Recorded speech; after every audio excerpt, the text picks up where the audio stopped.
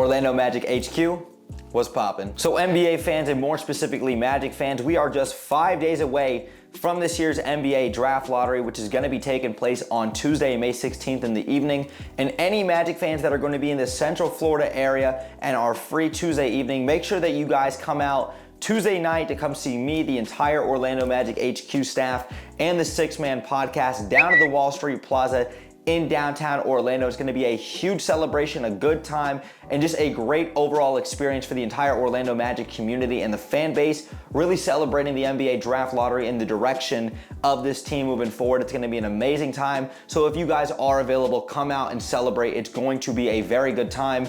But Magic fans, as you guys can see from the title of this video, I'm going to be talking about the possibility of the Orlando Magic landing the #1 overall pick in this year's draft, with the potential to take Victor Wembanyama, and should the Magic consider trading that pick for a guard of the Minnesota Timberwolves, Anthony Edwards. I see both sides of this argument. I put out a poll on Twitter and it's gotten a lot of interaction, a lot of different mixed reviews, and I'm gonna be giving my thoughts in today's video. I'm gonna talk about Victor Wembanyama first of all, I'll talk about Anthony Edwards, and then at the very end of the video, I will then give my final verdict. So Magic fans, let's actually get into today's video. So getting into the first topic of this video, I'm gonna be talking about the Magic potentially taking Victor Wembanyama #1 overall, but the Magic have to actually land the #1 overall pick. So this is all speculation as of right now. So let's actually take a look at the draft lottery odds and see where the Orlando Magic stack up. I'm gonna put the graphic up on the screen for you guys. So the three teams with the best odds to land the #1 overall pick are the San Antonio Spurs, the Detroit Pistons,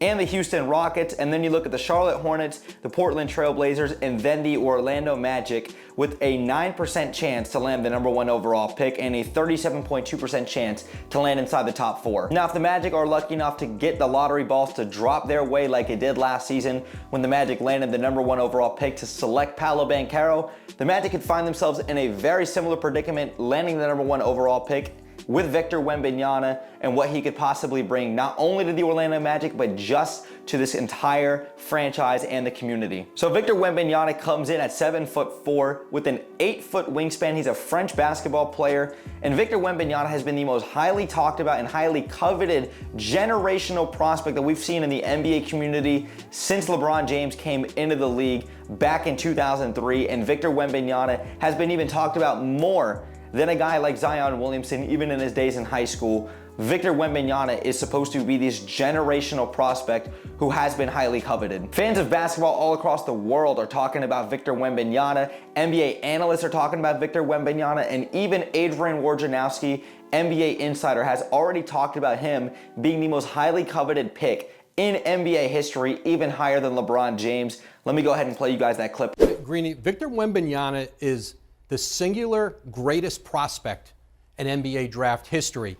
He's that at 18 years old. He was also that at 17 and at 16. He's not coming out of nowhere, and the impact he's going to have on the NBA this season is dramatic. But really talking about what Wembanyama would bring to this Orlando Magic team is he comes in at 7'4" with an 8-foot wingspan. He's a French basketball player who really blew up on social media when he was 16 years old at 7'3", playing one-on-one basketball with Rudy Gobert. And Victor Wembanyama has dominated international play. His skill set and his frame and what he brings to the game of basketball is very evident from what you see on the court. And the comparisons that you've seen of Victor Wembanyama when you talk about his play style is a mixture of the defensive presence of Rudy Gobert and the offensive arsenal and firepower of a Kevin Durant, right? When you look at a guy with that kind of size, that kind of frame, what he could do defensively, even when he's not blocking shots, which he's going to be blocking a lot of shots at the next level, his frame and his presence just merely inside the paint is enough to deter people from driving inside the lane and actually even trying to get contested layups at the rim. Then you look at him offensively speaking. Victor Wembanyama can shoot the three-point shot. He can obviously get down inside into the post and work it down low. He's done everything you wanted to see offensively speaking at the international level, and I think that's going to translate to the next level. The way he's able to bring the ball up the court, the way he sees his court vision, and the way he's able to shoot over the top of defenders. Nobody in the next level is going to be able to block him. His offensive game, once he's making shots consistently from the perimeter, and maybe that's a little bit of an adjustment at the next level, Victor Wembanyama is going to be nearly an unstoppable force when he's healthy. Now, if we talk about what Victor Wembanyama would do for the Orlando Magic, let's assume that the Magic take him #1 overall. I think you would look at a starting 5 as of Markelle Fultz, Jalen Suggs, Franz Wagner, Paolo Banchero, and Victor Wembanyama playing the 5. That would then move Cole Anthony, Wendell Carter Jr., Jonathan Isaac coming back off of injury, and a handful of others coming off of the bench, and I think you got a legitimate, solidified squad right there. And if Victor Wembanyama is supposed to be this generational prospect who's going to come in and make an immediate impact at the next level, like we all suspect he will, that on top of Paolo Banchero, who's coming off a Rookie of the Year award winner in his first season in the NBA, taking that year 2 step, then Franz Wagner taking that year 3 step where he could potentially turn into an all-star, and then Markelle Fultz, who's really taken that next step and arrived before our very eyes. You've got a very solidified young core right there that Jamal Mosley and this entire Orlando Magic fan base can work with. But Magic fans, let's actually talk about now the possibility if the Magic were to land the #1 overall pick, then trading that for a guy in Anthony Edwards. So getting into the second topic, let's assume the Orlando Magic land the #1 overall pick. Everybody freaks out, and the Orlando Magic then decide a couple days later or maybe on draft night to trade that pick, the #1 overall pick, the most highly touted and coveted pick in NBA history, for a young guard in Anthony Edwards. And we're just gonna assume a package. I'm not gonna go into some crazy details of an Anthony Edwards and let's say a Jaden McDaniels, right? Now, I would like to preface my comments by saying that I do think that the Minnesota Timberwolves would consider making this trade with the Orlando Magic if they got the #1 overall pick, because I think the Minnesota Timberwolves would be willing, and any NBA team would be willing to plunge on the #1 overall pick in order to land Victor Wembanyama. And even though the Timberwolves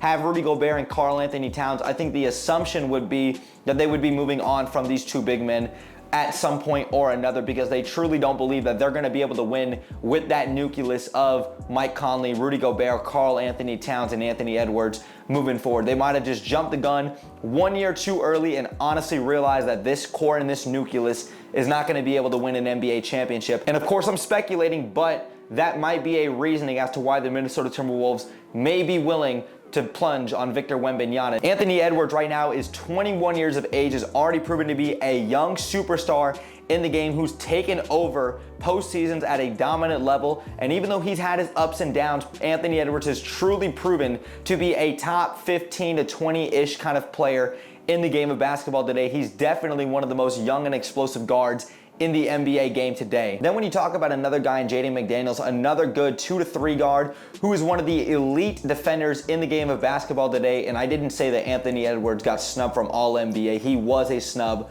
from the All-NBA team this season, and Jaden McDaniels was a snub from the All-Defensive team this season. He is one of the best elite perimeter guards in the game today. This guy can switch 1 through 5.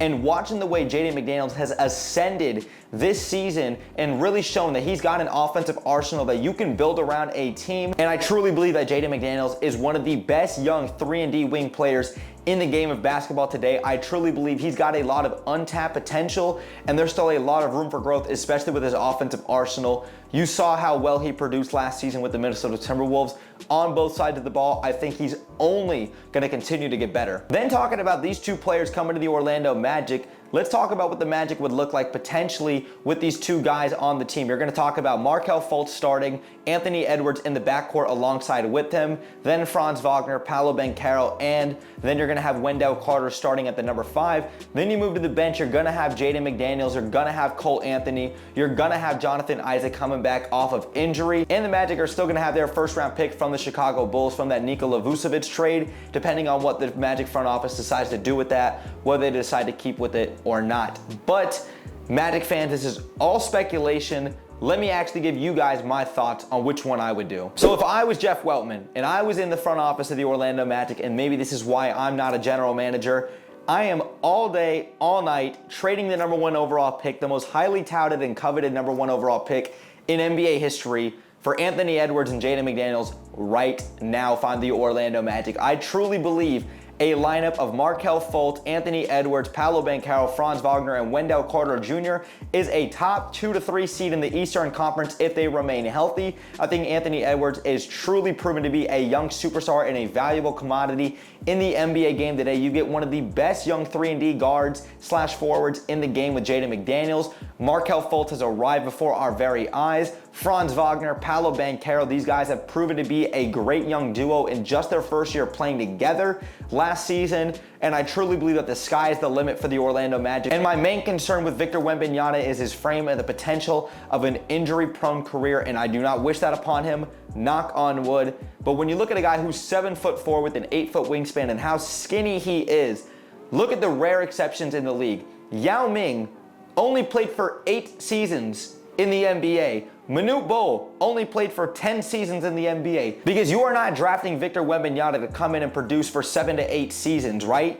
That is my main concern with him. You are drafting him to dominate the NBA game for the next 15 plus years, right? And the other thing that I forgot to mention with Victor Wembanyama is you're not just getting the on-court production, you are getting the entire country of France and basically every international country out there supporting and rooting the Magic. They are going to be Magic fans. If the Magic were to land Victor Wembanyama, the amount of revenue, ads, and attention in primetime games that will be coming to the Orlando Magic will be second to none. The Magic will just generate strictly off the business marketing aspect of a talented player like Victor Wembanyama off rip. Even if he doesn't produce in his first season in the league and he has his ups and downs, Victor Wembanyama, strictly off his name, his presence, is going to generate millions upon millions of dollars for the Orlando Magic community and that organization. I just truly am of the mindset that Anthony Edwards and Jaden McDaniels will come in and make an immediate impact in the game today. And no matter how much hype Victor Wembanyama has, and only time will tell,